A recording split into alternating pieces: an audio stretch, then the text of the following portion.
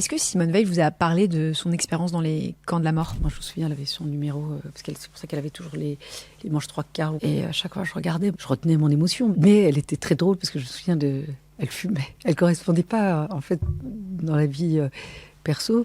Elle était très libre. Et des discussions que j'ai eues avec Simone Veil, et celle qui a été pour moi la plus forte, on est resté un après-midi, mais tout l'après-midi, on a parlé de nos mamans. Elle était assez pudique, justement, sur sa maman ou sa sœur. Et c'était...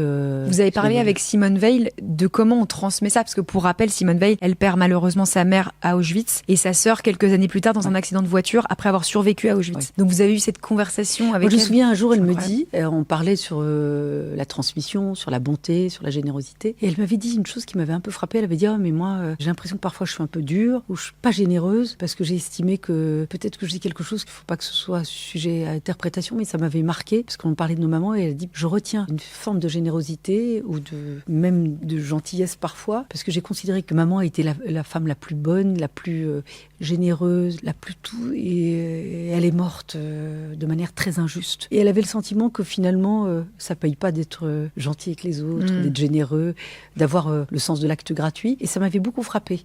Et parce qu'elle reconnaissait qu'elle avait de la dureté. Elle pouvait être très dure, Simone Veil, mais elle avait une qualité immense. Elle défendait les femmes, mais elle avait vraiment ça chevillé au corps, et quelles que soient les femmes. Retrouvez Conversation avant la fin du monde sur toutes les plateformes de podcast.